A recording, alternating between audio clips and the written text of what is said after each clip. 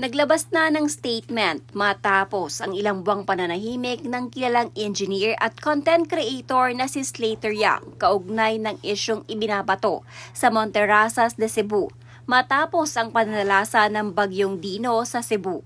Sa gitna ng mga akusasyon na umano'y may kinalaman ang proyekto sa matinding pagbaha, pinili umano nilang manahimik hanggang sa lumabas ang resulta ng mga investigasyon. Ayon kay Slater Yang, labis ang kanilang lungkot na sinapit ng mga pamilyang naapektuhan ng pagbaha dulot ng bagyo. Nagpaabot din siya ng pakikiramay sa mga nawalan ng mahal sa buhay, tahanan at kabuhayan.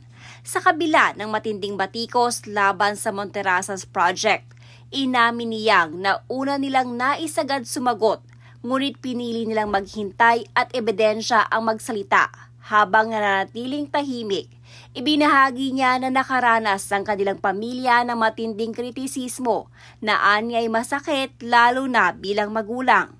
Gayunpaman, iginit niya na mas higit pa rin ang paghihirap ng mga direktang naapektuhan ng baha. Ayon sa isinagawang investigasyon umano ng University of the Philippines, walang kinalaman ang Monterrasas sa paglala ng pagbaha. Sa halip na tukoy na ang pangunahing dahilan ay ang matinding dami ng ulan na dulot ng bagyo, na umabot umano sa higit isang buwang buhos ng ulan sa loob lamang ng isang araw. Dagdag pa rito, lumabas sa pag-aaral na hindi lamang umano nakasunod sa pamantayan ang proyekto pagdating sa water management, kundi halos doble pa ang kanilang naipatupad. Dahil dito umabot sa 99.74% ng sobrang tubig ulan ang napigilan at naimbak sa kanilang detention ponds at unti-unti umunong pinakawalan upang maiwasan ang biglaang pag-agos pababa. Ipinunto din ni Yang na ang konklusyong ito ay hindi mula sa kanila kundi mula sa mga eksperto. Sa huli, nananawagan si Slater Yang sa publiko na ibase ang mga diskusyon sa beripikadong impormasyon. Iginagalang umano nila ang opinyon ng bawat isa, ngunit hindi na sila mananatiling tahimik laban sa anya'y sinasadyang pagpapakalat ng maling impormasyon.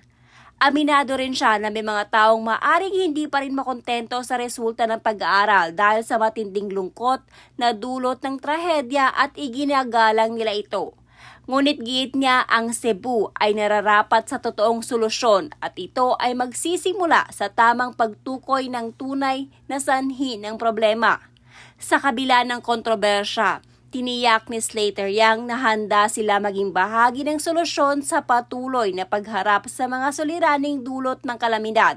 Nagpapasalamat din siya sa mga taong patuloy na sumuporta sa kanila sa gitna ng issue.